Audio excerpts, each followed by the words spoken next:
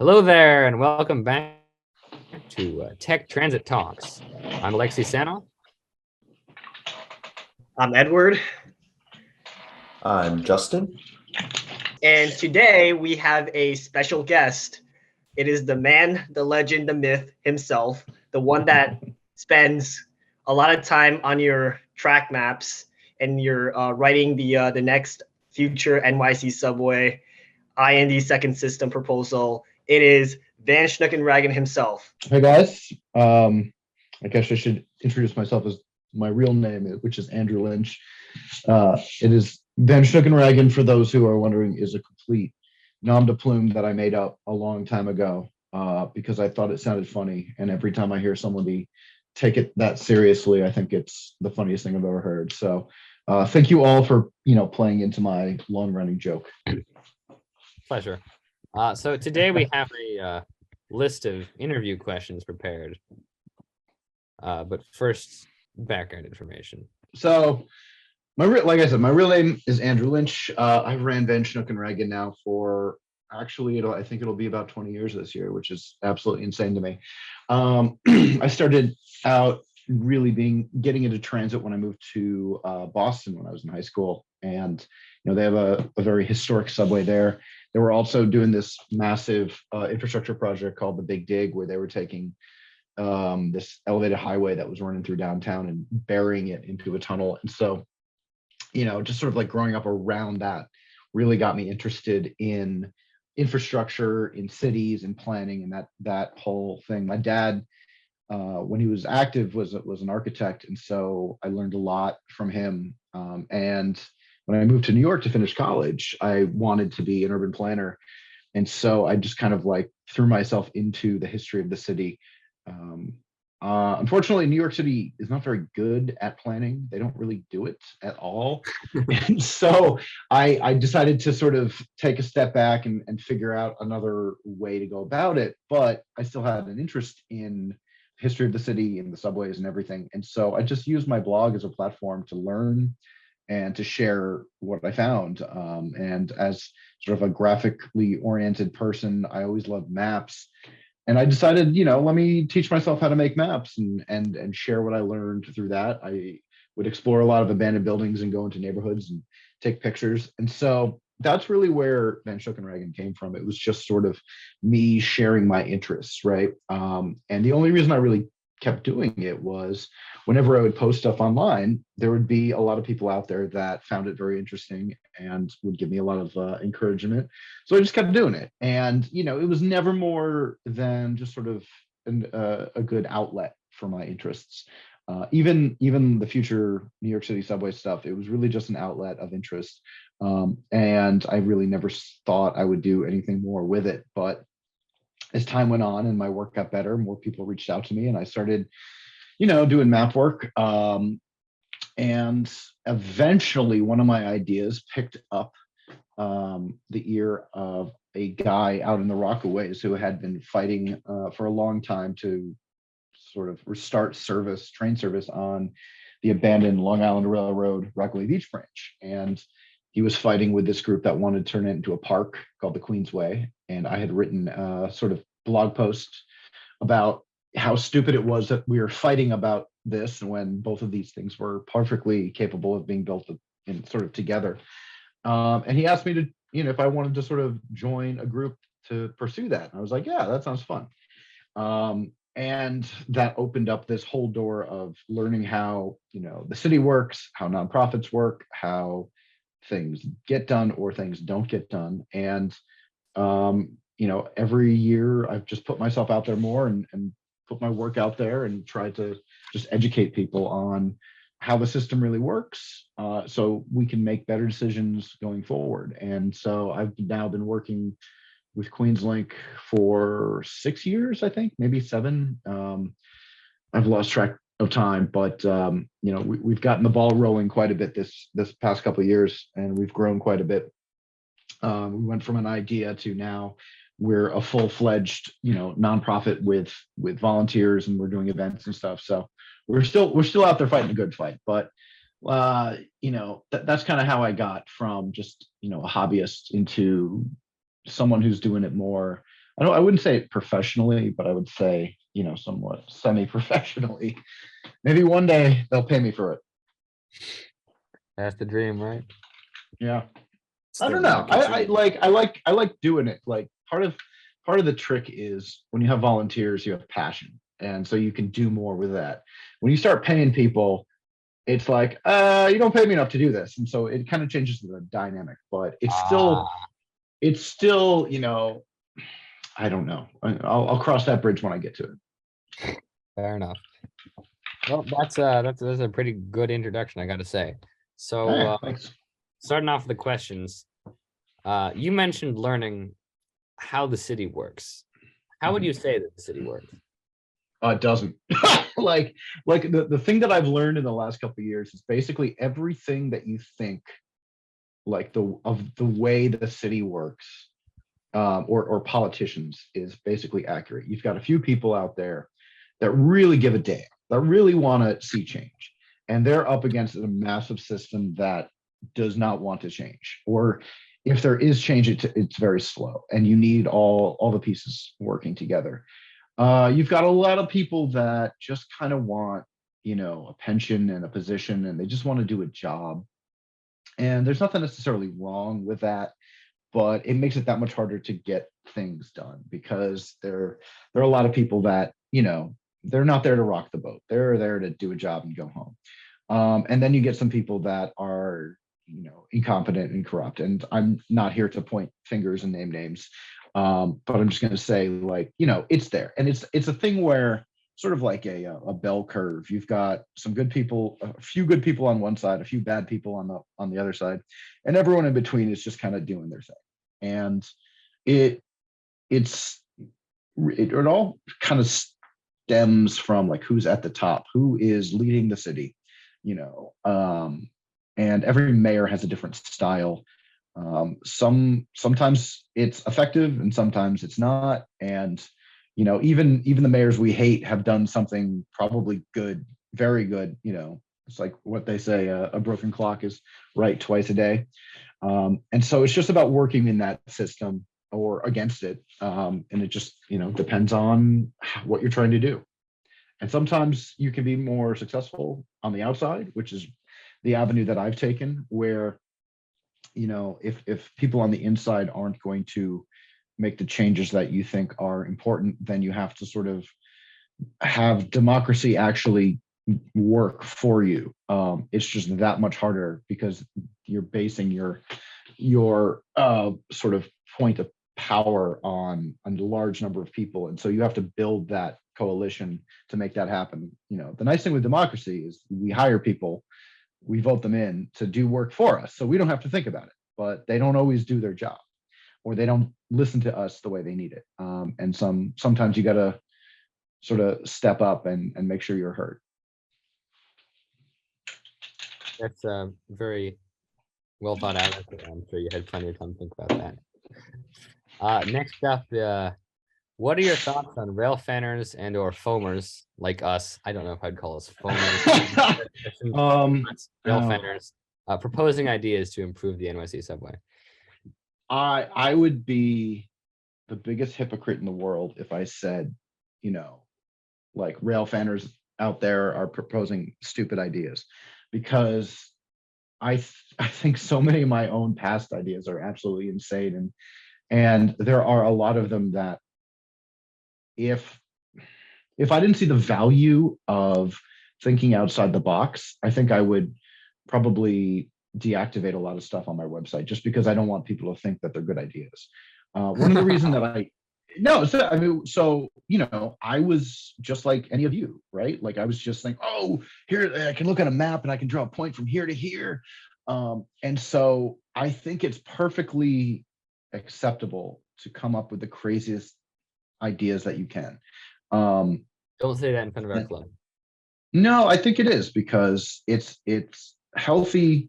You have to understand why an idea is bad just as much as you have to understand why an idea is good, right? Like you can't just say this is an idea, like it's any idea could be good, but you have to work through the pros and cons. I think the trick for me is I do most of that work sort of, in my head at home, and I don't put it out there on the internet unless I've really thought about it. And it's sort of like what you're seeing whenever I post something is literally like the tip of the iceberg of any idea. And then, if you sort of work back through my older work, you can see how ideas have developed. I was just looking through some maps before we met, and I was like, oh man, I can't believe I came up with that stupid stuff. But here's the thing, like, it doesn't matter how crazy the idea is, there's always a nugget of truth. That's why you thought about it in the first place. And so what you could do is, all right, like, come up with some crazy idea for a subway line somewhere. Well, maybe realistically it's going to be too expensive. But if there was a reason you thought of that line in the first place, that means there's demand, that means there's potential, that means you can still build something off of it. So, there are a lot of, let's say, FOMER ideas that I see a lot. And part of why I might be dismissive of one versus the other is that I've already taken like a long time to think through an idea, and I know it's not feasible, or I know there's a better alternative. And so I can sort of see something really quickly if somebody sends me like, oh, what about this? I'm just like, oh, okay, no, that's not going to work. And I personally shouldn't be as dismissive, because I learned this the hard way. I think what that means for me is I need to be better at teaching folks like you how to think about projects like this, right? It's not just about a line on a map. Like, what does that really mean? Where are you really going with it? That's why I thought it was so fun when you proposed that 7-train extension thing, because I was like, all right, I can show you how to think through a project like this. And what is that going to mean in the long run? You start out with a hypothesis, hey, we want to extend the 7-train. And so I was like, okay, that's a cool idea. What does it mean? Like, what's on the, what are the sort of the statistics, the demographics? How does the city really function in Northern Queens right now to understand what a future extension would look like? Well, if we extended the 7 today, it would be completely packed. So what are the things you have to do to mitigate that? And then we walked through that, and that came up with a bunch of, what I found interesting ideas. And it's a solution, what we came up with, that I hadn't honestly really thought about much, because it's an area of the city I'm not that familiar with. And that's what I found so fun about it, is it's not just like drawing a line on a piece of paper, it's delving into the reality of it, right? Maps lie. Maps only tell you a little bit of what you really want to know. And so there's so much more work to be done to understand an area, to understand how people move, or what's possible. And so that's what I've learned through my work. And I hope that as I do better work and I publish it online, I can show everyone how to start thinking about it, right? Like, in the past, I never talked about cost because I didn't really understand it. And as I've worked with QueensLink, and I start to understand costs more, we also, in sort of like the zeitgeist of transit, especially with like Alon Levy's work, talking about construction costs, like, there's more information out there. And so we can all collectively get a better idea of what something would really cost. And when we understand the true cost, we can understand the value and the return. And so you can look at a project and be like, well, that would cost a lot of money and it wouldn't really help a lot of people. And then you can start to focus on, all right, well, what would help a lot of people? So these are, I'll completely honest, these are things that I've only recently learned. And through my work, I want to sort of elevate the discussion. So what I would say, as a very long-winded answer, what I would say to answer the whole question is, don't be afraid to come up with the dumbest ideas you possibly can, but don't just put something out there and let it be, just let it lie. Like, think about it, work through it. I am the biggest critic of my own work. I have ripped my work apart time and time again. And that's the only way to really find sort of the core of an idea, is to rip your work apart time and time again, to really understand what can I not rip apart? What's the point of this? So, you know, keep at it. Come up with the dumbest things possible, and don't like personally, you know, take personally like, oh, it's a stupid idea. You're not a stupid person. The idea might be stupid, but you know, just keep working at it. And honestly, like, it's just half the fun of doing it. It's just coming up with dumb shit like that anyway, and then you can laugh about it later, or you come up with something you're like, wait a minute, that really works. Well, thank you. That's a very, very informed answer. Yeah, I kind of want to say that. Sorry, who's speaking? I was going to say teaching people how to think is a very good sort of axiom to take from that, I think.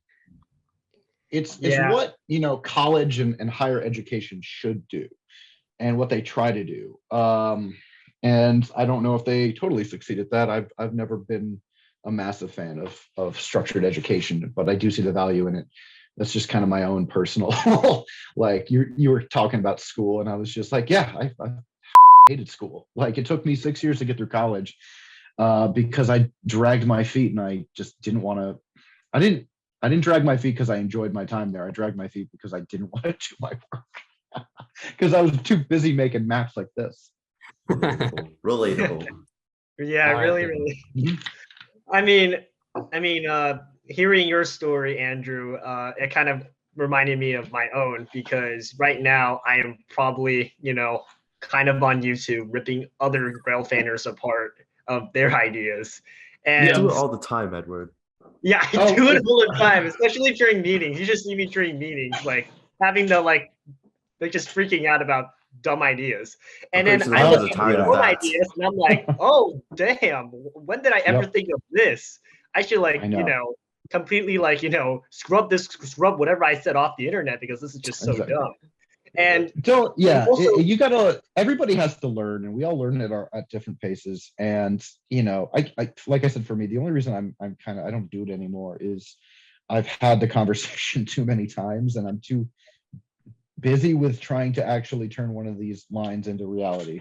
But yeah, go for it. You know, just remember, like, there's a person behind that idea, and I think collectively, it's, you know, the problem with the internet is we lose sight of that, and so it's just like, oh, that's fucking stupid, you know, down blah blah blah. And you know, instead, what we need to have a meaningful conversation is like, all right, let's work through some of these ideas. Let's see why. You know, then, you know, there's, I'm not going to name names here, but there's definitely a few sites that attract sort of not the highest quality thinkers. And you know, you just have to know when to step back. Let's put it that way.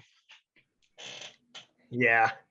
I mean, going off your point, if I didn't have that thought of extending the 7 train, as stupid as it was back then, the 7 train project wouldn't have ever existed, because I had to, you know, think of what is the best way of extending the 7. Yeah.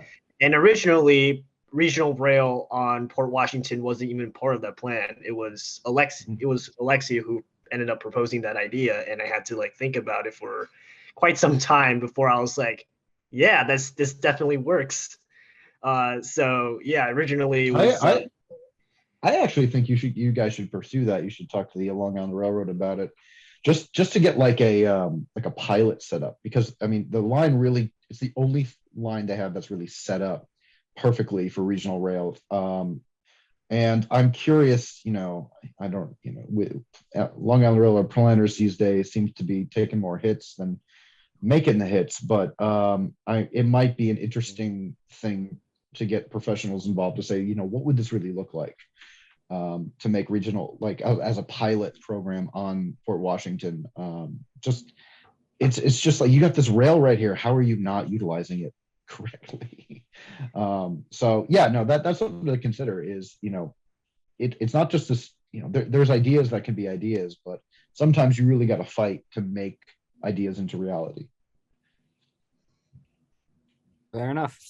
And yeah, we're trying here at Tech Transit Association, but you know, between school and all this stuff, it is kind of very hard, like living one life as one life as a student and one life as an activist. So yeah, it's well, you know, the sad and at the same time nice thing about transit is these things take so long that you actually have more time than you think.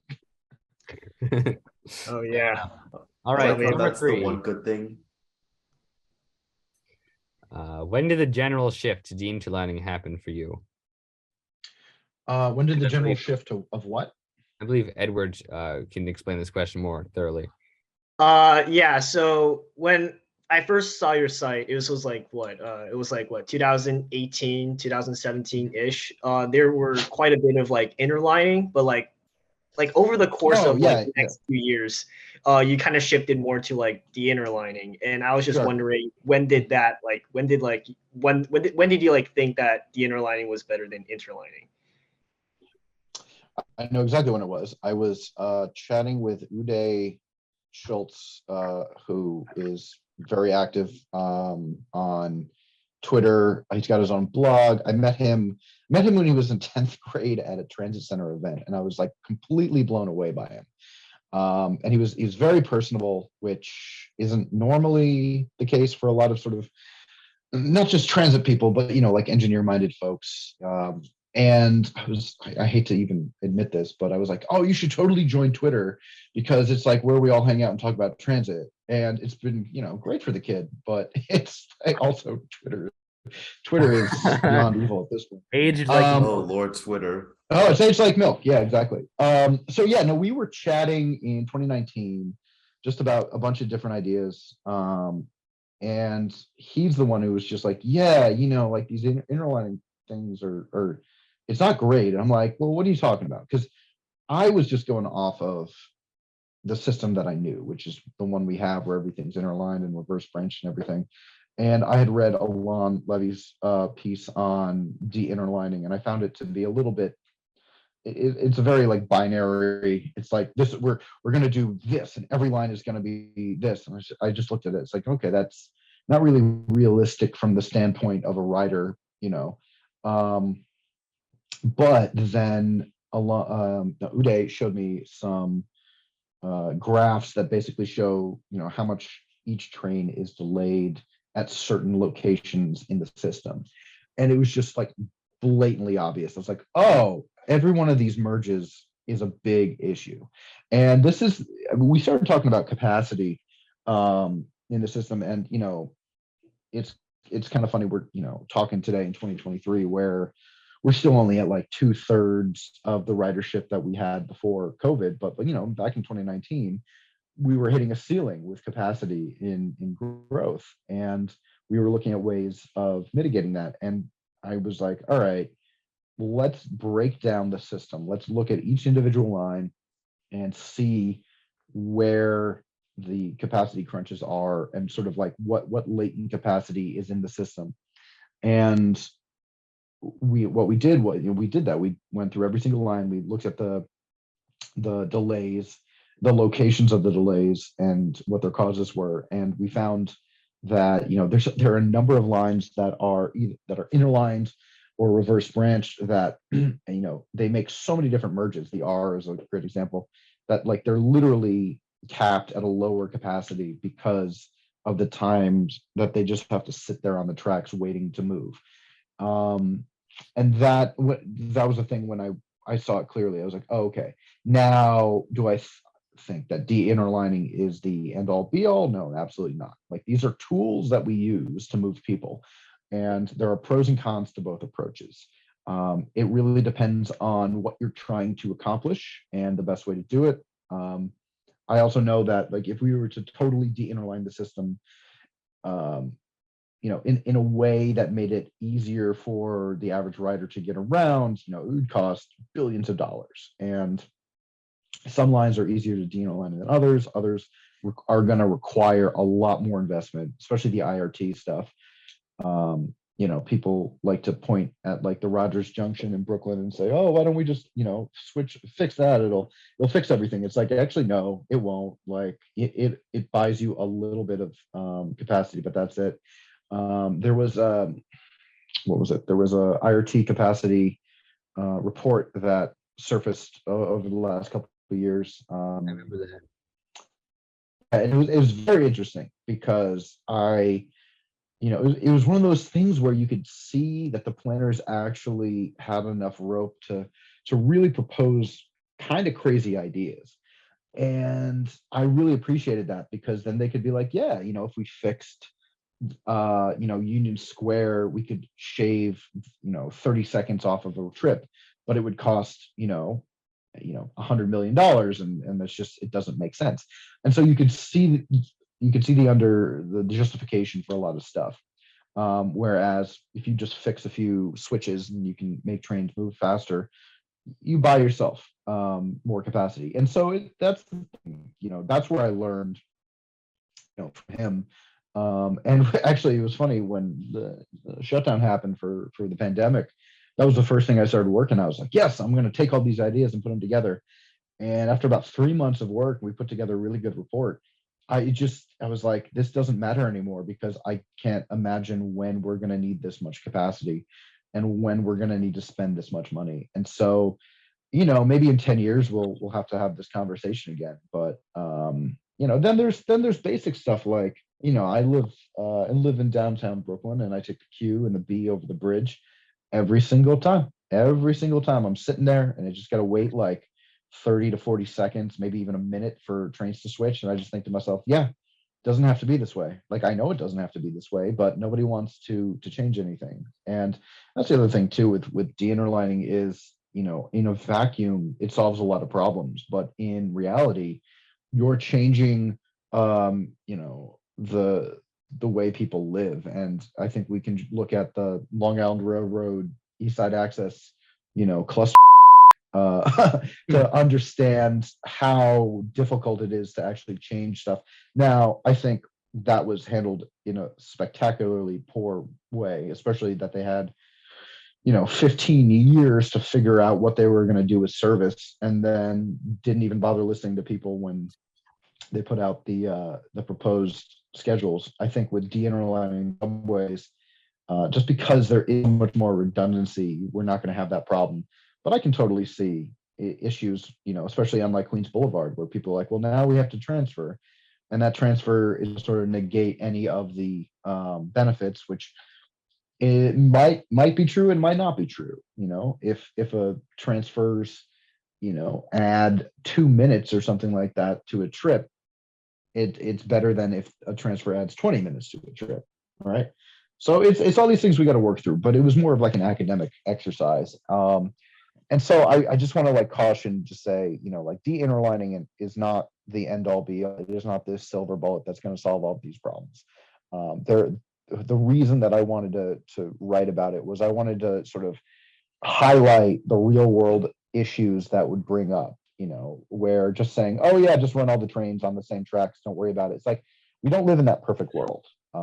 And maybe some of those improvements which will cost $1 billion, maybe they're worth it. And then some of them, maybe they're not. And that's a sort of a policy discussion that I think needs to happen eventually when we get back to higher ridership. But in the meantime, I don't think it's like that big of a deal to sort of let perfect be the enemy of good enough. Fair enough. If I may just springboard real fast and just make one point that I've heard a lot from the people in my family and that I know that I've spoken to amongst the non-rail fan set. They are, from my observation, generally more opposed to de-interlining than, say, all the people in this call right now, because it's a psychological hurdle to get off the train, wait for a new one, get a new train, because you don't know how long it's going to take. And that is absolutely true. And it's I think the most important thing that any rail fan, transit enthusiast, what have you, needs to learn is that it's not about the train. It's what the train does, and it's about the people who ride that. And I do not consider myself a rail fan, because I rode the 211s the other day. Like, great, cool. There's still a guy smoking on it. Like, it doesn't change my life. But I'm much more interested in what those trains can do. And I think the biggest thing that we have to understand is that human psychology. And if we can understand that, then we can make a lot more of these changes happen. I mean, we all understand that if you run more trains, you're not waiting as long to transfer. Like the reason you don't want to transfer today is like you don't know when the train's going to come. Oh, if I get off here, I might wait 8, 10, 20 minutes. What if you knew that you only had to wait at most 2 minutes, And that's sort of a faith to put in the MTA, which a lot of New Yorkers don't have the energy for, and I don't blame them. But it's the possibility of a de-interline system that you don't have. You are going to be more aware of sort of how frequently the trains are going to run. And some people, they just have to see it to believe it, right? I mean, that's what we're kind of up against with QueensLink a little bit is New Yorkers are so used to this system that's been de-invested in for so long, but they don't understand what is possible. It goes back to the issue with construction costs too. We're not curious to understand how things work better in other cities. We're in New York, we're the best. It's like, are you? Like, really? Like, it's great here, I love it here, but there's a lot of shit we do wrong, and there's a lot of people in charge that aren't curious enough to find a better way to do things. And I think that's kind of what the issue is going to come down to with de-interlining is, are they curious enough to understand what's possible? That's Fair definitely enough. true. When you brought up the Right. LARR, I actually had a question for you about the LARR that I was going to ask last, but I guess we'll go into a conversation about that later if you really want to, because I have a lot to say about it since I took the LARR. Well, while we're But talking, sorry. Yeah, Justin is different from all of us in the sense that he takes the LIRR and we take the subway. So, Get made fun so of yeah, all Justin the has. time. I walk. But to the QueensLink, right? Has Yep. anyone ever expressed opposition to specifically bringing the M down via the Rockaway Beach branch? And if so, what was your response to it? Do you think the M not going to Forest Hills harms the plan, or is that really not that big of a deal? I think it's not a big deal, and it's actually the one thing that I'm most bored of talking about, because it's a detail that, this is sort of like the dark side of the railfan engineer foamer community, if you will, is people like that tend to get obsessed over certain details and can't see the big picture. And for me, it's like, it doesn't matter what train. It matters that there is a train. Like, you can call it whatever the hell you want to call it. Call it the V, call it the H, call it ampersand. I don't care. Like, the work that's done is getting that train built and running. And whatever train that needs to be is something that can easily be figured out once ridership estimates are made. It's one of the things early on, when we were designing the whole concept, the simple idea was to just extend one of the trains down and have it replace the shuttle that goes to Rockaway Park.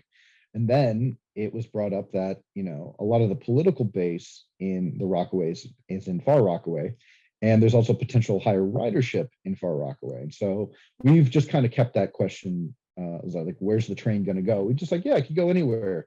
All the more reason we need a study on it. There is capacity on the Queens Boulevard subway.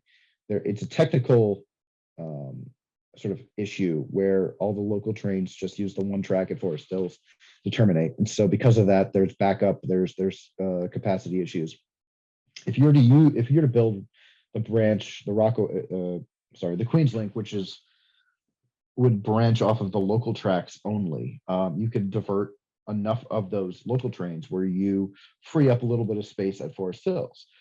You're only cutting, if you were to extend the M, you're only basically missing 67th Ave in Forest Hills. But what that does is it opens up the latent capacity within those tracks that are there now that we can't use for more service. And it doesn't matter if we extend the G back there, which I think is a great idea, or if we were to do this future de-interlining thing and provide more service on the M or the R. The whole thing is like, it works no matter what you do. The reason why we chose the M over the R was it was shorter. The R is a long train. It is local the entire way. It makes a lot of sharp curves in downtown Brooklyn, downtown Manhattan that just slow it down. And the M doesn't really deal with that much. So for me, it's like I said, it's about what the train does.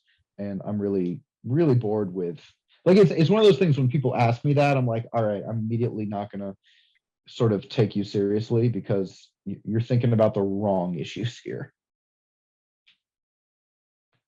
Very nice. Next up, how do you respond to people who claim that expansions of the subway are unaffordable and or expensive? I mean, they're right.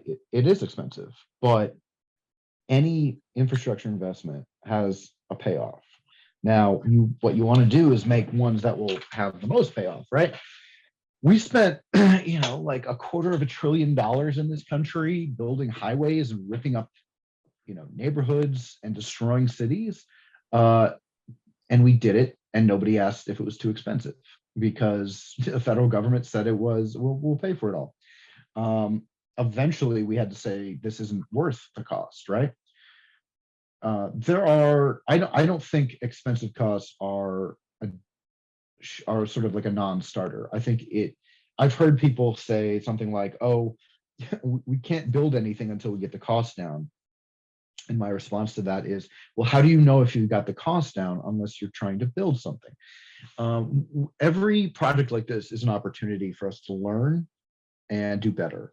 And so I think a project like QueensLink works because you have an existing right of way, because a lot of the infrastructure is already there. And yes, a lot of it needs to be rebuilt. And yes, we need expensive tunnels, but it is still a much more affordable project than building through, like I won't call it like Virgin City because it's not really that, but like, let's say, if you wanted a tunnel underneath Woodhaven Boulevard as an alternative, well, now we're talking, costs that are so extreme that it would never make sense.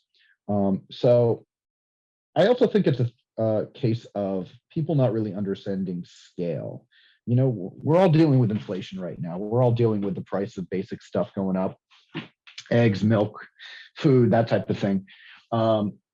So, people on an everyday level understand what a few extra bucks is, but like on a infrastructure project of any scope like this, people do not comprehend what millions, tens of millions, hundreds of millions, or $1 billion mean, right? Like people are like, oh, it'll be too expensive. And our response is always, what's the cost of not building a project like this?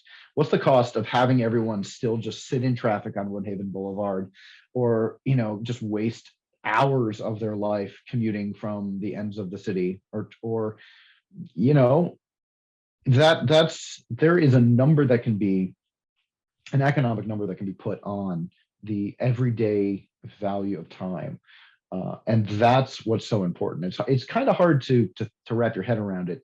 But when we say like the QueensLink will cost $3.5 billion or whatever it is, what's the return on investment in the city, in everyday people's lives? Yes, it's not going to be on it's sort of like person by person basis where like you're going to look at somebody and say, all right, they're going to make $100,000 now. But if you look at the amount of people that could possibly use this project or any project, you have to think, what is their life going to look like? How could their life improve? If you can get to school, if you can get to a better school or a better job faster because of improved transportation, you can make more money. You can invest that money back into the system, right? Like that's the sort of type of big picture stuff that we're talking about when we talk about infrastructure. And so some people, they're not thinking about that. And even if we were to say a project like QueensLink would generate $10 billion in the economy over the next 30 years, some people are going to get it, some people won't, and that's okay. I'm not worried about trying to pay for this with pennies, nickels, and dollars from everyday strap hangers. I'm worried about the people that do work on the bigger level, on the city level, on the state level, on the federal level, who do understand these big level economic investment type of projects. And so, if $3 billion is too, well, I don't have $3 billion. I don't know what it means. I just know that in the big picture and in the long term, it's going to be worth it. Very well put, as usual. Yeah, that's very well put. I mean, I just want to like bring up like a sort of like an anecdote. Yeah, it was like we all like dunk on Second Avenue, the Second Avenue subway as being like Oh, we definitely ludicrously, do. yeah, expensive and like very flawed. But like I just like talk to like the people who live along Second Avenue in like the Upper Mhm. East Side, and they love that subway so much. Like Oh, oh yeah. You talk to anyone who lives in Manhattan who uses that, they're like, "Oh, it's the greatest thing ever." And yeah, it's like like they it never is. talk about the cost. They were like, "This is so Oh, no. nice. Like I can't envision my life without it because I have to like go over to the crowded Lexington subway and it's like so crowded and it's so slow." And It's like, you just nailed it. It's once these things get built, and politicians know this, once they get built, everybody forgets what they cost. You can like I said, when I grew up in Boston, the big dig, I think adjusted for inflation, it was like 20 something billion dollars.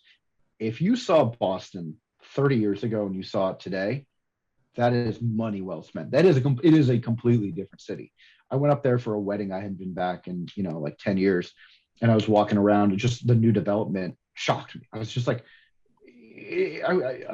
a friend picked me up and I was just like, am I crazy? Was it always like this? He's like, no, it's completely different. And that's, the people we need to, when it comes to the decision makers, the politicians, we need people who understand those projects, those long-term improvements. Now, that isn't to say, we need to let construction costs balloon. If we have a finite amount of money, even if it is $10 billion, we need to get as much infrastructure for that money as possible, because it's like Second Avenue isn't the end all be all need of the city. There's a lot of stuff in the outer boroughs I would argue is almost more important going forward, and so it's just about getting the best bang for our buck. But it still is it's an improvement. And the funny thing is with Second Avenue, I forget where I saw this, but it was sort of a report. It wasn't by the city, but I think it was like an independent report, maybe by a school or something, looking at the investments, the private investments that have been made on the Upper East Side since Second Avenue.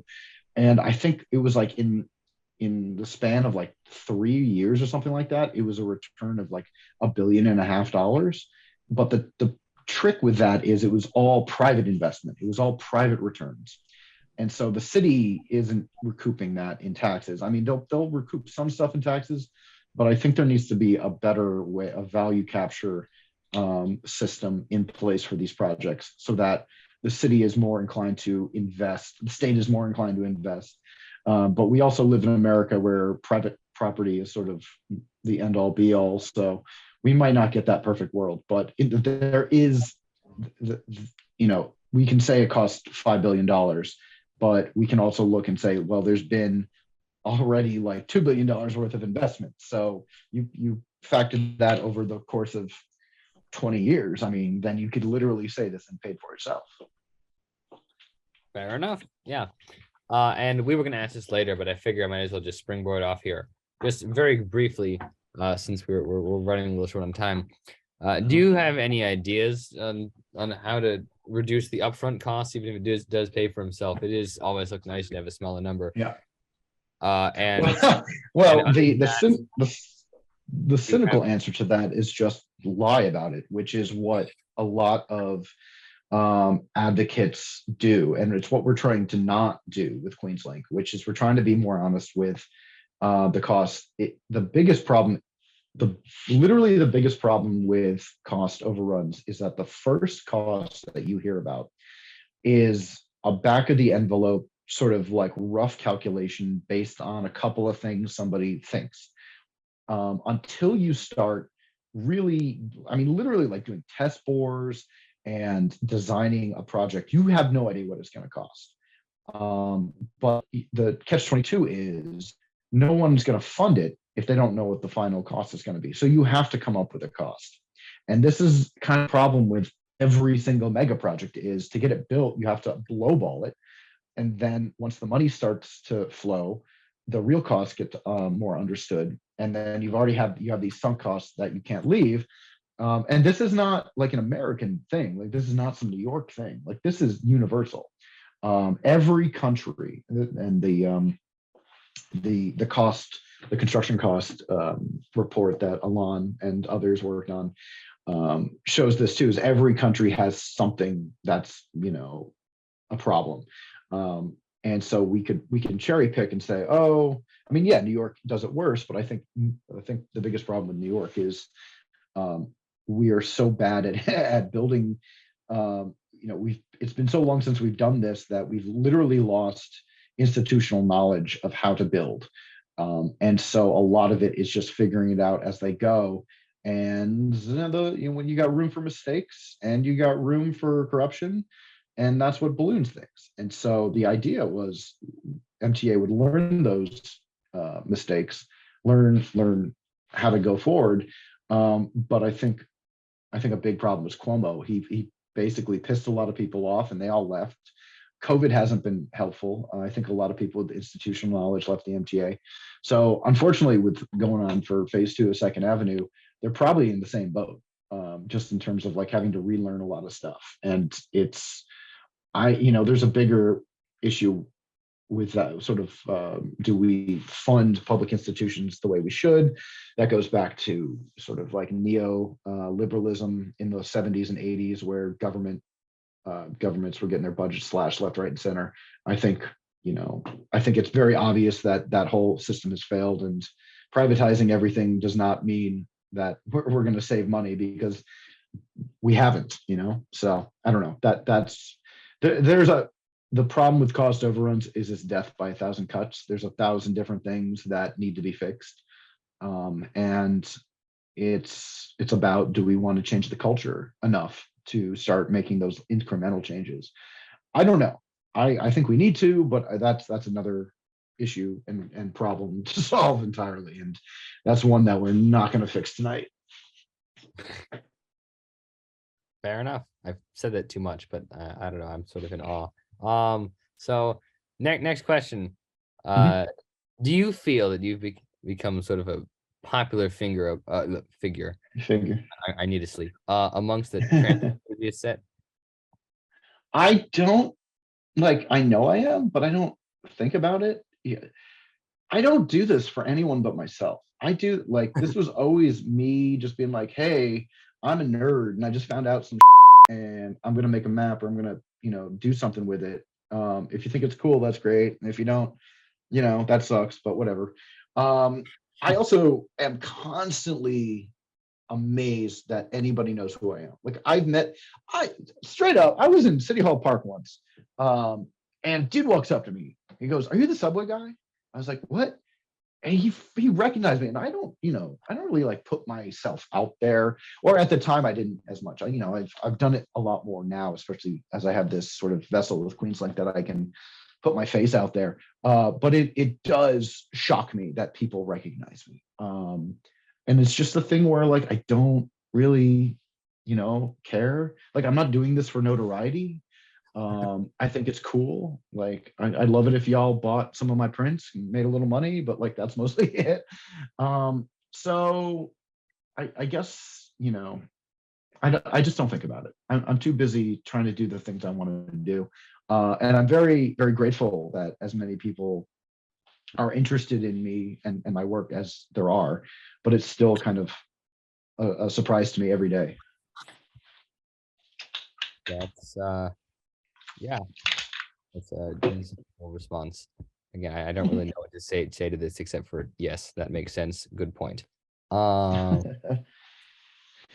that the Queensway has officially been endorsed by the government, what is the action plan? I mean, it's not over, but the cards are against.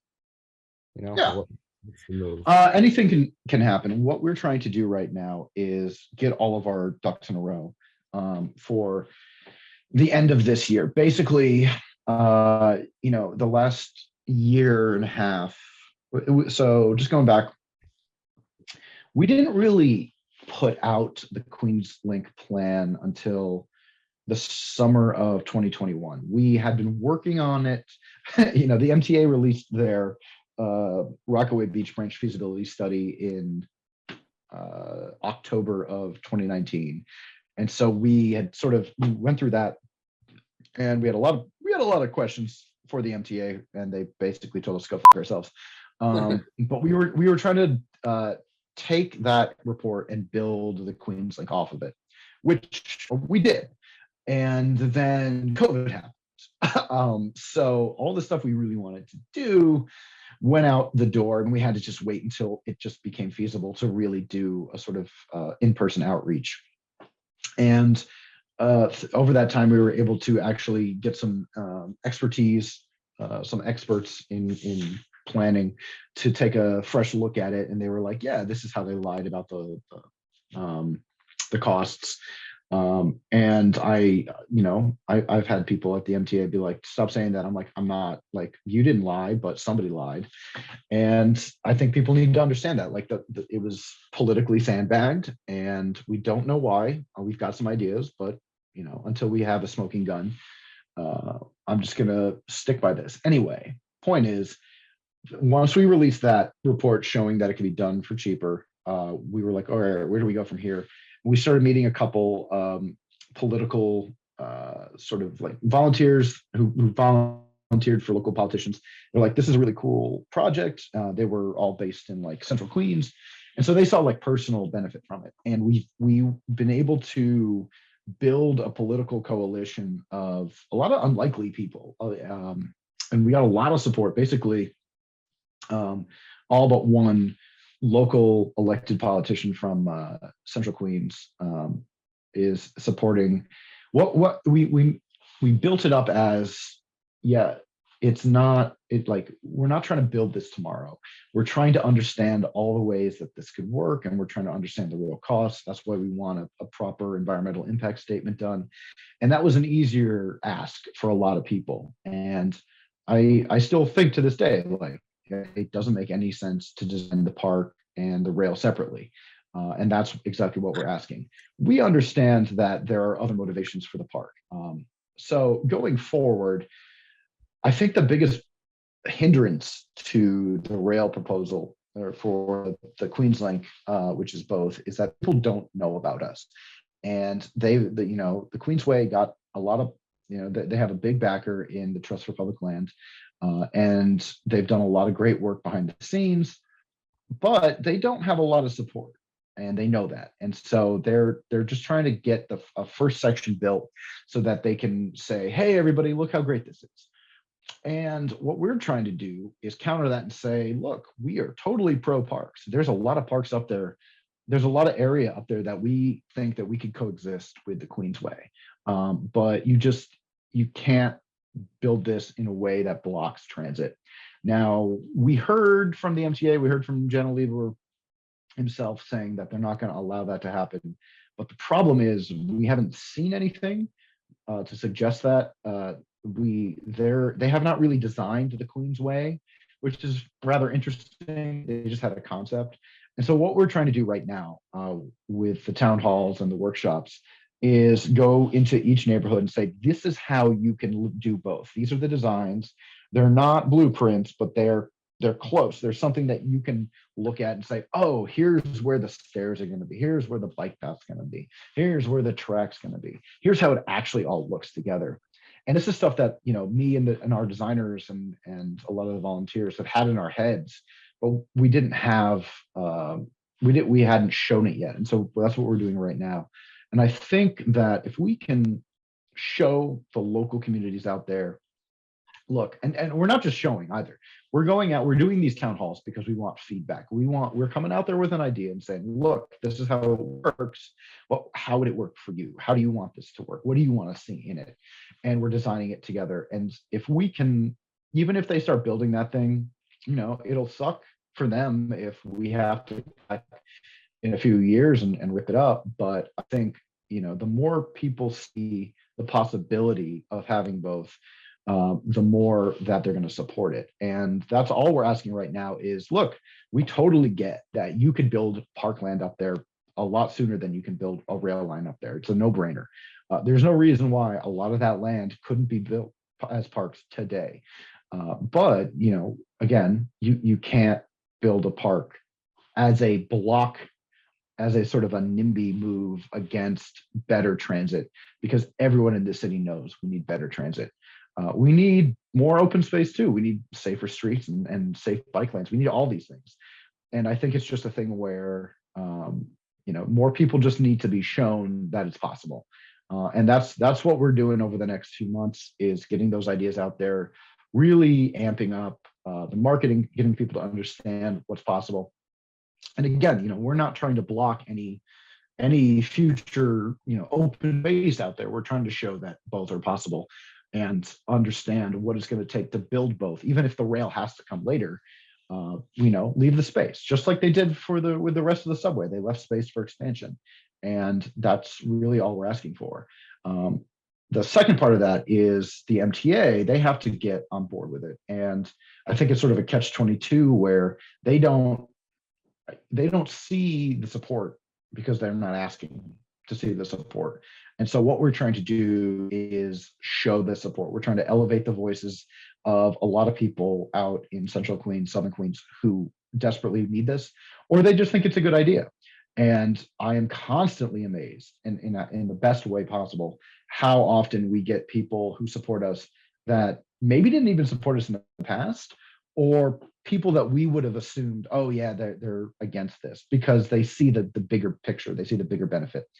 They just didn't think it was possible. And so what we're just trying to do right now is show people what's really possible and getting them on board. Yes. So it's less a sort of a broad, and more of a specific, trying to insert revisions into the plan that is. Yeah, we did broad over the last couple of years with the political outreach, and we just didn't have a lot of people. We had people that were more experienced with doing political outreach, and so we were able to get a lot of local politicians on board who, and when we released our letter of support, we had at the time 15 signatures from city, state, and federal politicians. We've added to that since. I think a lot of people's heads turned. So it's like, oh, I didn't expect that. This is still alive. And, it is still alive.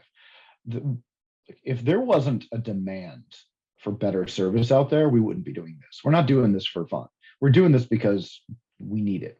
And we need to find a way to do both.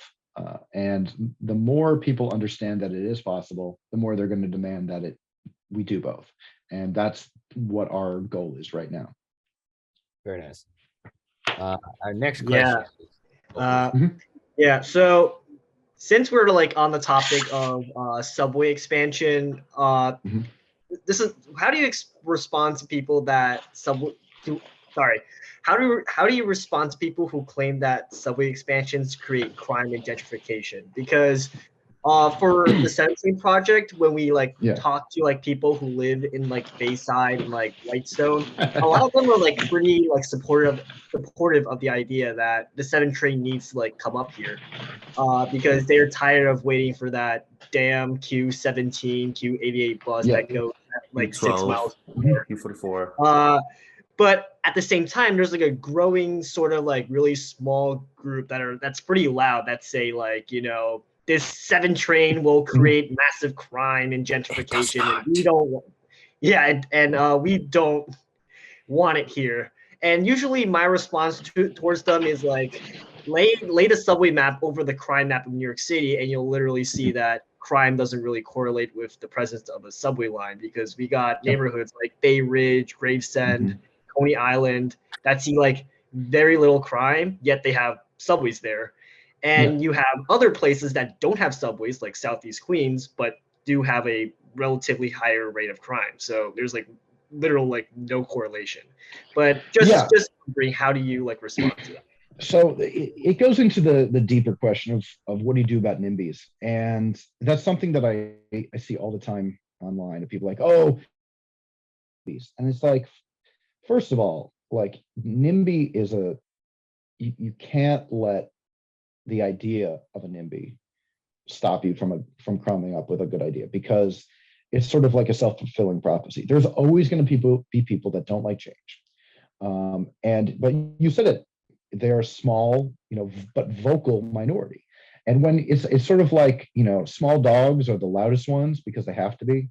That's what NIMBYs are. They're small. And the average person who is probably in support of your idea just has too much going on to pay attention and stand up and fight for something. And that's sort of the downside to doing it the democratic way, is you have to go out and you have to find those voices. But yeah, you're right. Like, there's so much of this country that has high crime and doesn't have any mass transit. In fact, you could also make the argument that improving mass transit would help improve these people's lives, and so they wouldn't need to resort to crime as much.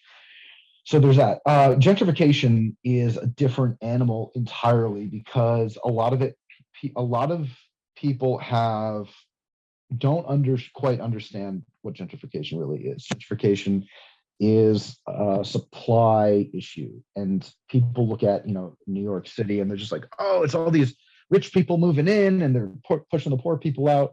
And yeah, that's one side of it. That's super negative. We have been absolutely terrible at building affordable housing, and displacement is a real issue that has to be addressed. But it also has to be addressed on a city level, because if you focus on anything on sort of like local macro level type things, you almost make it worse. Like, a lot of the gentrification that happened in the last 20 years stemmed from not upzoning areas, but actually downzoning areas. People don't realize this. They look at Bloomberg and they think, oh, he upzoned all the city and now we have all this gentrification. It's like, actually, to get away with a lot of the upzoning, he downzoned a lot of areas. And so now there's a lot of areas that are hyper gentrified, partially because there's so much demand and there's no supply because we can't build any more supply. And so that is a big issue with it too. Now, going forward, how do we deal with, like, let's say we had the 7 train thing, or even QueensLink? Like, how do we deal with gentrification? Well, we need to understand who's living there now. There was so we've heard some pushback from people who have gone through like area like Ozone Park, and they're just like, oh, it's not dense enough. It's like, do you know it's not dense enough? Because if you walk down the street, you see single family homes everywhere. But in reality, a lot of those homes have already been cut up, and you have full families that are like living in basements. That's why so many people died during the last hurricane, because you had full families living in basements. And that type of density is not healthy. It's one of the reasons why we had to sort of, de-densify the Lower East Side back in the day when it was the densest place on earth. So what we need is growth, which understands the true needs of different neighborhoods, in a way where people who do want to live there, who are there, aren't displaced. I am not about to, like open up Pandora's box here and come up with like the perfect solution, because there are so many different aspects to that. But to say, oh, we want to fight development, it's like, if you fight development, you're going to make it that much worse for yourselves going in the future. You're going to create gentrification, or you're going to create places where gentrification can happen. So it's sort of like the people that oppose projects like this, they're doing it in an irrational way. NIMBYism, saying you're afraid of crime, saying you're afraid of development, it's an irrational fear-based response. And what activists like us need to understand is you can't fight irrational fear-based responses with rational data-driven responses, because they don't want to hear it. They're not prepared to have that discussion. They're just fighting you. Anything you say to them, they're going to fight. Oh, that's not true. I was at a community board meeting once, and I don't even remember what they were arguing about. It may have even been a bus lane, like just on the nose type of thing.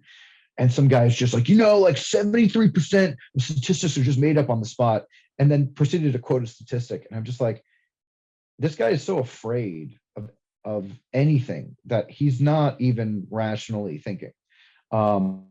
And this is the big problem you get in any conservative area, is they don't really have any rational responses to anything. It's all just like fear-based. And so what you have to do to fight that really is get in before they respond. It is talk to them you can't say, hey, you're wrong, you're bad, I'm going to fight you, because that's what they want. You have to come in and be like, oh, yes, we hear you, we understand. And then you have to sort of like talk them down.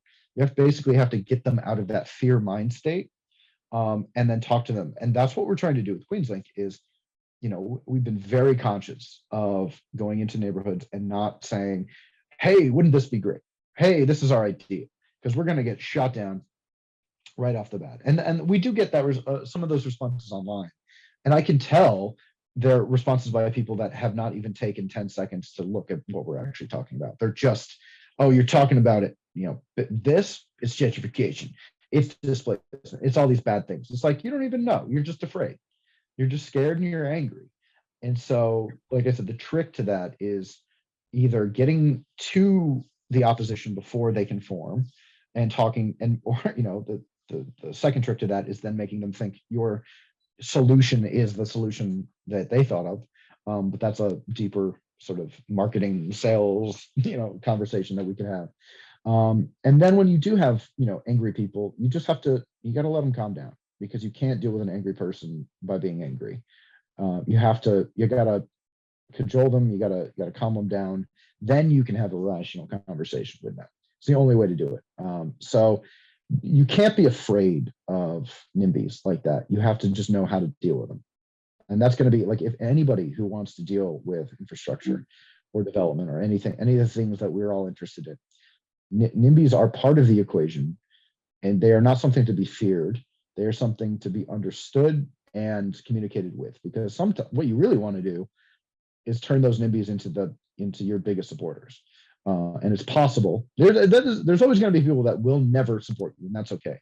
But you have to sort of like isolate them and show other potential supporters that they're just being irrational and scared, and they're loud, but they're all bark and no bite, that type of thing. So it's all down to the marketing then. It's all about sales, and that's something that people don't. I think people in infrastructure, rail fans, these type of things, they don't get it. It's all about sales, because not everyone, but most of the people I meet that are like, let's call them rail fans, they're technical people. They're thinking, like, oh, the amount of technical questions I get about QueensLink that I just look at them like the M train thing. I'm just like, yeah, that doesn't matter. Like, oh, okay. Your question about the bridge, great, just rebuild the bridge or fix this. Like, it doesn't matter. But like, they can't see the big picture, and the big picture is people. The big picture is, if you can't sell this, you can't sell an idea to a population, then you're not going to build anything. Like, I hate to bring up that famous Simpsons episode about the monorail, but like, nothing that guy talked about was technical. I mean, the problem was nothing that he talked about was technical, because he was trying to scam everybody.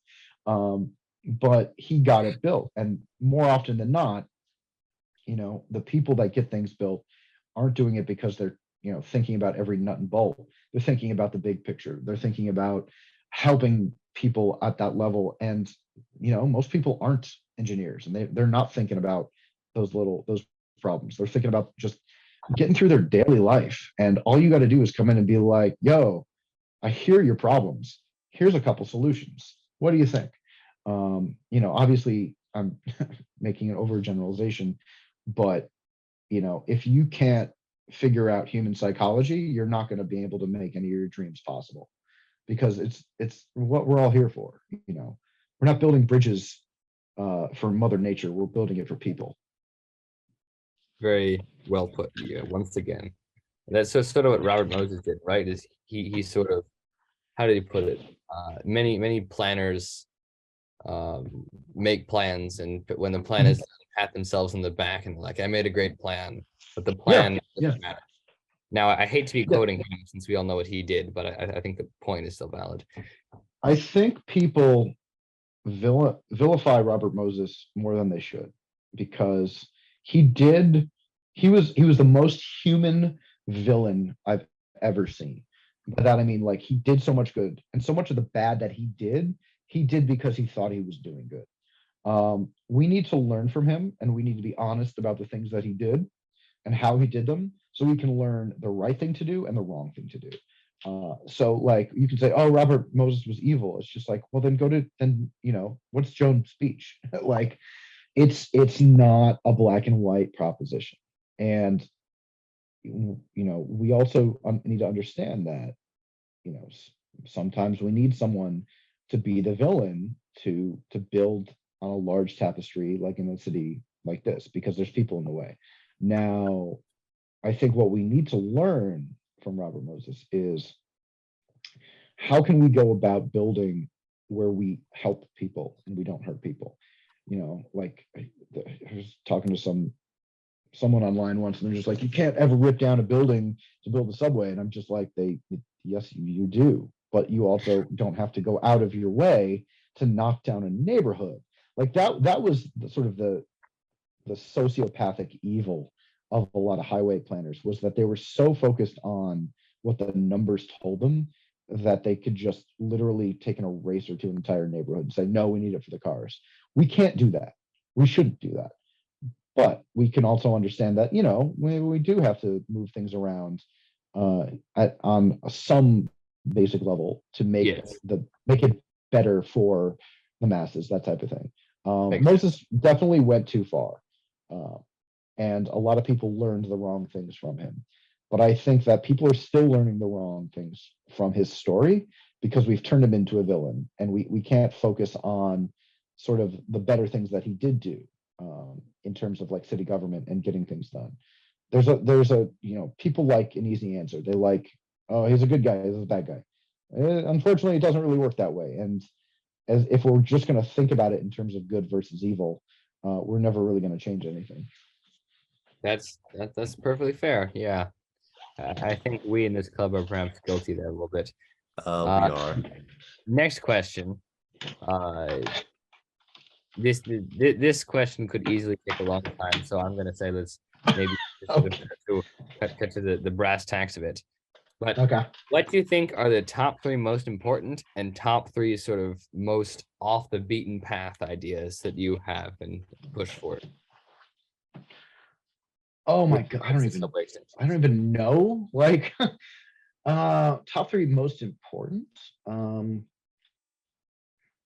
With regards to extensions of the subway lines. And so, yeah, I figured as much. I don't know if it's the most important one, but I think one that is sort of left on the scrap heap of history was the southeast extension of the E. And that's something that I didn't really know how feasible that was until I found the report from the 1970s. Now, a lot of things have changed on the Long Island Railroad. I still think you could do it, and it would possibly benefit the Long Island Railroad operations. But anything that can extend rail transit in an affordable way is I've ripped so many my own proposals apart that a lot of low hanging fruit. I think one, it's not for New York, it's for Boston. It would be extending the Green Line from Boylston Street over to South Station, which was an old proposal actually, but it's doable now. I mean, it would be complicated because Boston has super tiny streets, but it's doable. It basically have the Green Line take over the Silver Line in South Boston, because the Silver Line is kind of, now with the amount of development that's happened in South Boston in the last 20 years, it's not really cutting it. And I think having an east-west connection in Boston would be an absolute game changer. I'm not really sure, honestly. Like, if you look at what I've posted, I don't post as much as I used to because I think more about my proposals.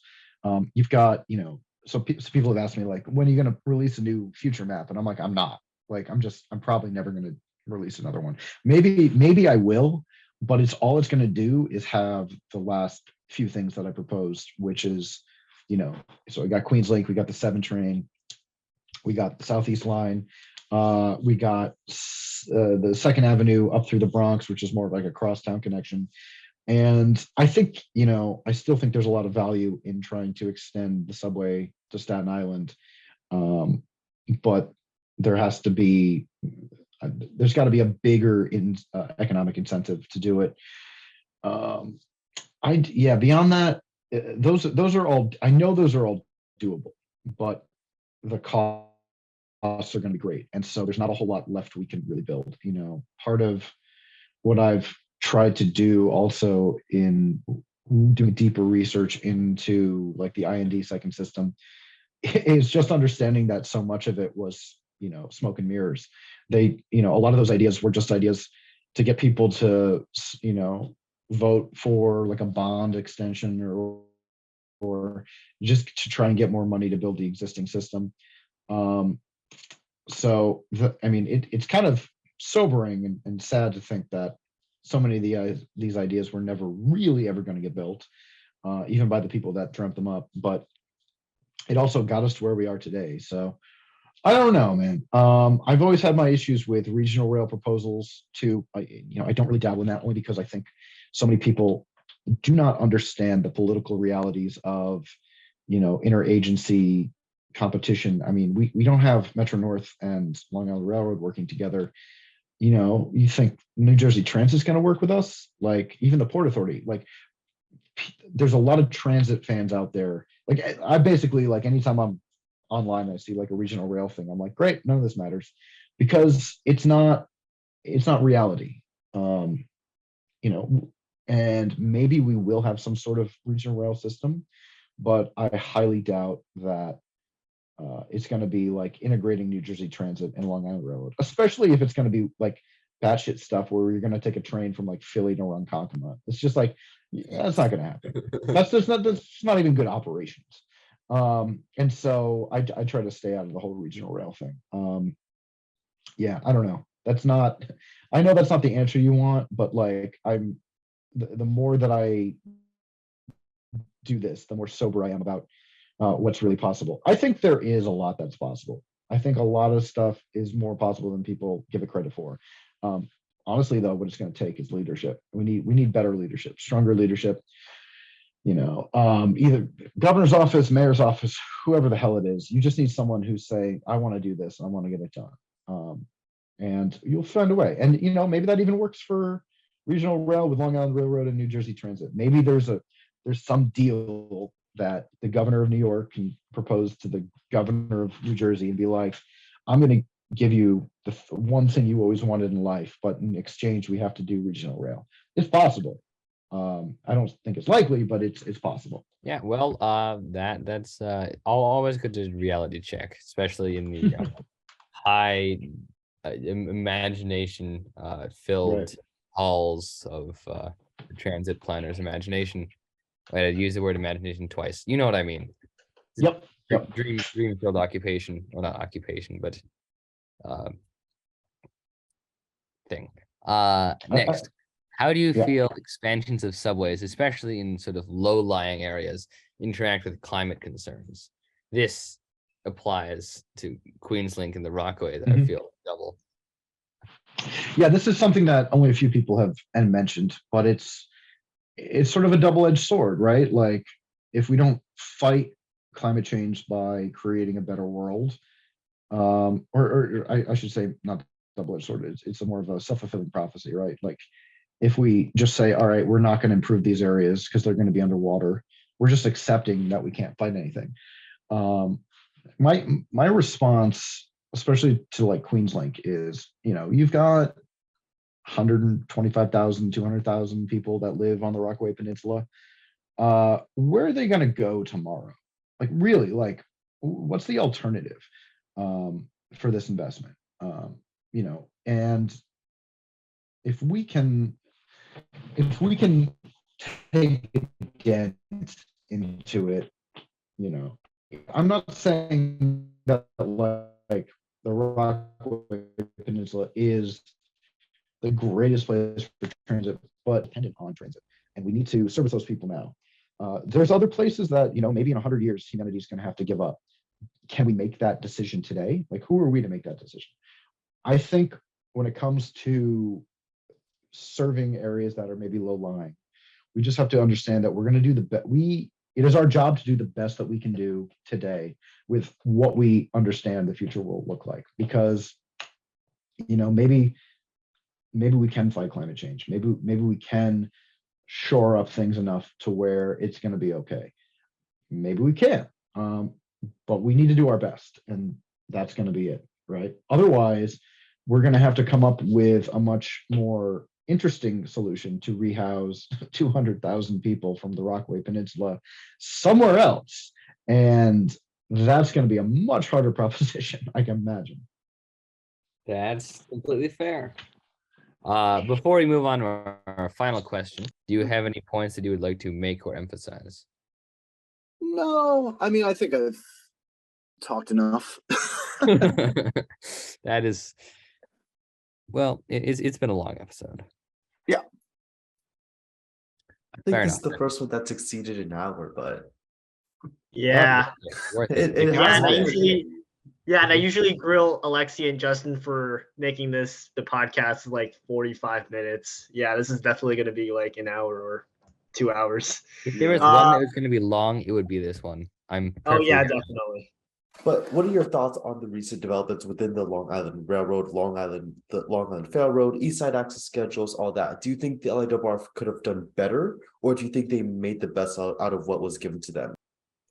I think that they dropped the ball like in such a disappointing way, where it just sort of validated like every criticism that I've read online about Long Island Railroad, which I'm not going to repeat here, but it's just sort of a thing. It's like it showed the emperor has no clothes. Like it's like, this is where we are now. There was always going to be the situation where they were going to propose something and people weren't going to like it. That's always how big change happens. That's fine. But they had the chance to not it up as much as they did, and they it up like nobody's business. Now, Justin, do we have a bleeper? No, we're not going to have a bleeper.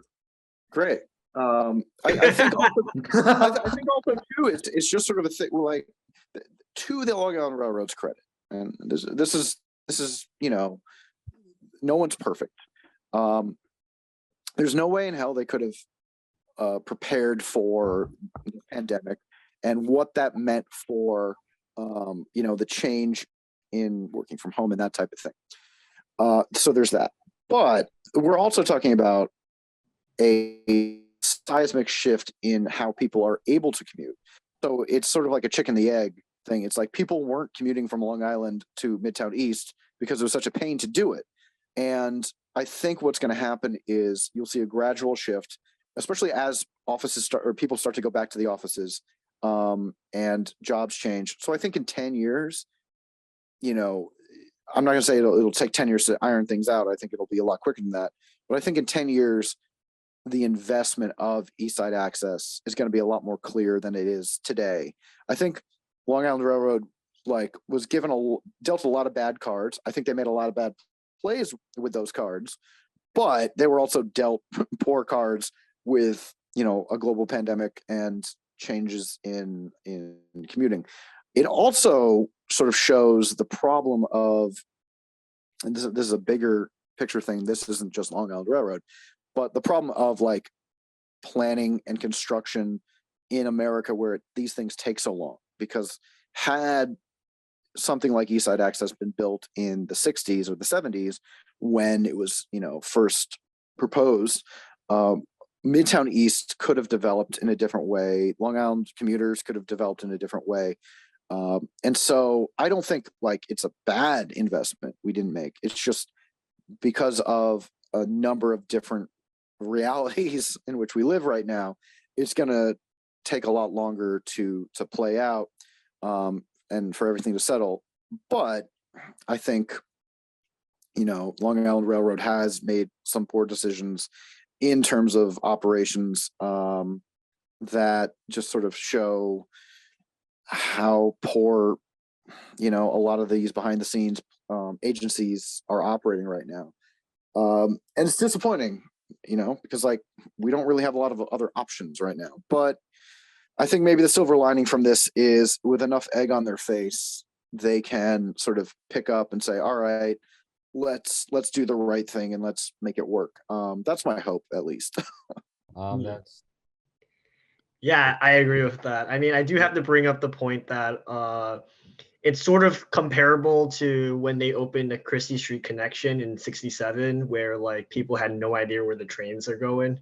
But I mean, the difference is that change in 67 with the Christie Street connection, that was just thrown up in their face, and like the MTA did like absolutely like zero work like informing of like, you know, your trains are gonna change.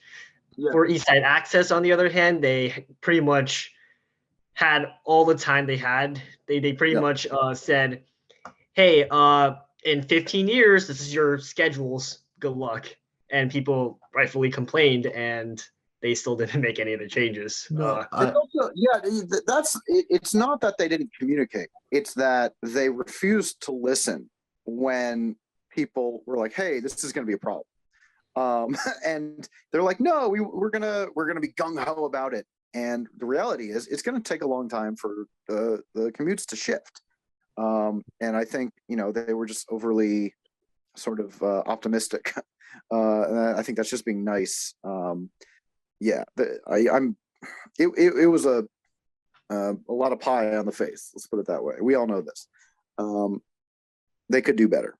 I don't see that. The thing is, I don't take Long Island Railroad, so I don't experience it as much. I'm just hearing about it, but I do. I live in downtown Brooklyn, and I've taken the Atlantic branch out a lot. And from what I hear, you know, it's definitely. I think they were a little bit too overly optimistic about having people shift modes, basically. And you know, it'll take time. People will do it, but like, there's plenty of people that work in downtown Brooklyn, that live in downtown Brooklyn, that first commute or take it to get to Lower Manhattan. And I just think it was just, you know, they had too much time to figure it out. And, you know, it just shows sort of like the lack of planning in general. Like I alluded to at the very beginning, is like, they don't plan here, you know, and this is what we get for it. I think this sort of plays back into some things you were talking about earlier with psychology and how Yeah. it's not about the train, so what the people think the train does. That's exactly right. That's exactly right. respectfully, if I had to wait 40 minutes because my Atlantic branch shuttle was late, I would probably get pissed off at this. People are rightfully pissed. No, Especially yeah. riders. they're Yeah. absolutely- The ball was not just dropped, the ball was fired out of a bazooka directly into the ground.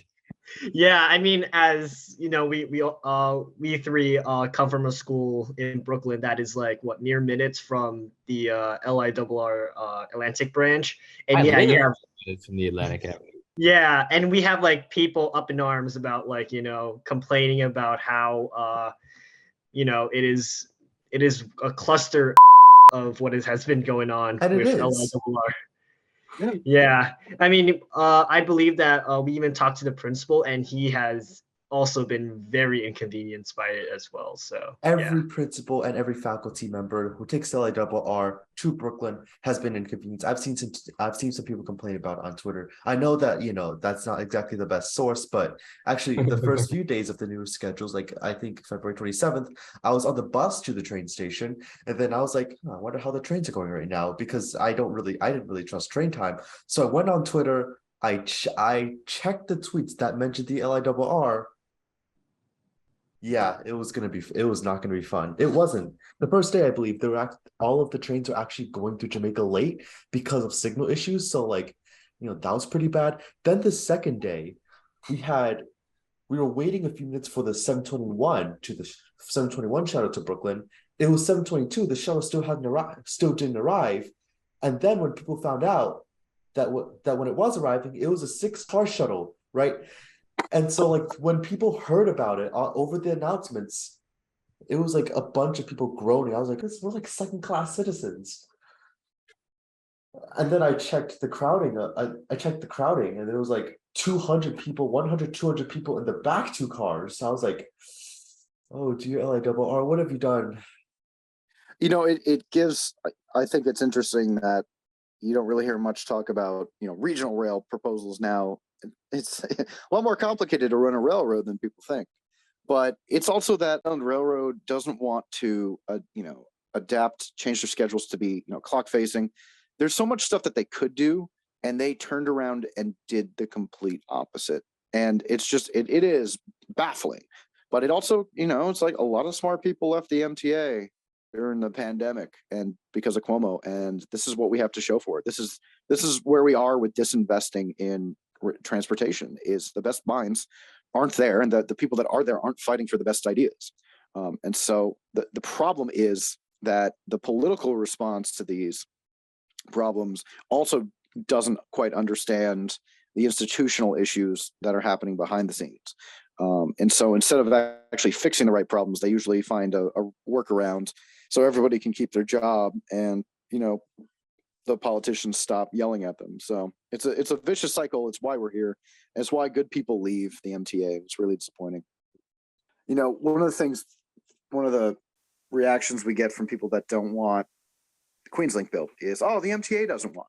And my easy response to that is, the MTA doesn't want anything. The MTA only wants one thing, and that's more funding. They don't want to run service. They don't want to improve things. Like, they want to just exist so they can take in more money. And it's a cynical take on things. But I think the unfortunate thing is, us as writers and as advocates, is we can't, let the MTA take a path. It's like, we have to be vigilant in pressuring them to do the right thing, because they're never going to do the right thing on their own. That's not to say that there aren't people at the MTA that don't want to do the right, or I think there's people at the MTA that do want to do the right thing. But just like with anybody who wants to do the right thing and make change for the better, they're up against a system that's bigger than them, that's going to push back. And so we need to collectively work together to fix that system, to change that system, to fight that system. And so it is nice to hear so many people like raging against, the Long Island Railroad. And I think we need to keep it up, because otherwise people are going to drive and they're going to leave. And we've seen that. I mean, a lot of the issues that people, further out have about taking transit is that it doesn't serve their needs. I think that's one of the issues that the MTA sees, when they say, oh, there's not a lot of ridership, or they don't see justification in building something like the QueensLink. It's like, you provide such service that people which have the means will choose to take other routes, such as, cars or jitneys or something like that. There's demand down there, but you have to provide the service to, attract those people. And because of a lot of actual funding issues, the MTA has never been in a position to really, try that. Hey, what if we just spend a lot of money on new service and see what happens? Well, we got to find that money first. And that's kind of the underhanded reason why the Long Island Railroad made all those changes, right? It was because they wanted to cut service after the pandemic, and instead they went too far, right? I think, unfortunately, you can't be running empty trains. It costs a lot of money, but if you don't run enough service to attract people, you're never going to get the people back. And I think the Long Island Railroad just went too far with it. I think they used it as an excuse to cut service, and people are still about it. And now they've just made things worse for themselves. So I'm not really sure what the answer is here. Although I think one of the best options people have brought up is, why don't we just run shuttle trains to Grand Central instead until there's enough demand? I was about to say that. Yeah. I don't know enough about the operations to know if that's a good idea or a bad idea. I think Jamaica, honestly, is just going to be like, until they rebuild that with, the better switches, maybe through run a lot more stuff in a more efficient manner. But that's going to, they're not going to do that overnight. They had the time to think about that, and they did the opposite. It's all talking and never doing. Yep. For sake of time, is there any other questions? No, No, we're all done I with was just gonna questions. wrap it up. I was going to say, amidst all these chicken and the egg dilemmas, Yeah. and all the numerous institutional problems, institutional sort of negative momentum, I feel like it is important to take a step back and realize, guys, we have a Second Avenue subway. People have been saying, since there was a subway almost, oh, I'll do that when they build the Second Avenue subway. We did it. We have a Second Avenue subway. We have an East Side access, and it might be terribly done, riddled with problems, and there's so much left to do. But I feel like we should still end this on a hopeful note and say, Yeah. we're past the starting line. We have done it. You did it before, and you can do it again. My hope is that we can learn from our mistakes and keep moving forward. But again, like you said it right. Like the things that we've done in the last 20 years, transportation wise, in New York is something that we couldn't have thought about in the 30 years previous to that. Now that's completely depressing, but there is a lot of hope there. And it's also one of these things where, like, when people complain about the MTA, it's like, go anywhere else in the country. Literally go anywhere else in the country and see how it is. You know, like, we have it so good here, but it doesn't mean that we can rest on our laurels. It doesn't mean that we can let things slide. Like, we have to always be working towards a better system. And that's why I think it's so important for not just like rail fans to be active. I think to the discredit of the MTA, they try to keep things under wraps because they don't want to look bad. And I think what we really need is transparency, so more people understand how things work, so that we understand what is possible to improve things. That's kind of what I'm here for. That's why I'm a student of the system. I'm always trying to learn more things so I can understand how things really work, and so that I can communicate how to improve things, and share that with other people, and so that they can come to the table and do the same thing. And I think, that's our charge, basically. It's like, if we care this much, we need to be stewards of the system and fight any force that, wants to take it in the wrong direction. And the more people that are trying to do the right thing, the more people will eventually be able to do the right thing. Well, thank you so much for being on our humble high school show. It's okay, man. Look, a long time ago, I thought it would be, probably when I was your age or maybe a little bit older, I thought, maybe the best thing that I could do is just inspire people. And the fact that I'm now at a point in my life where I can look out there and say, holy crap, I've inspired a lot of people, and a lot of people know who I am and listen to me. I didn't actually think it would be possible, and here we are. So I want to thank you guys and anyone listening to this for caring enough, because that inspires me to want to be better. And I think that's how we're all going to make this place, collectively better, is just inspiring each other to do better.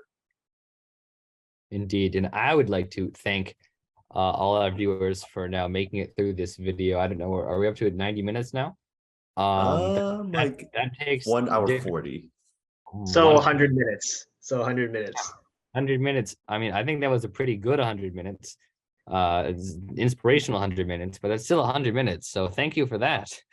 Yeah.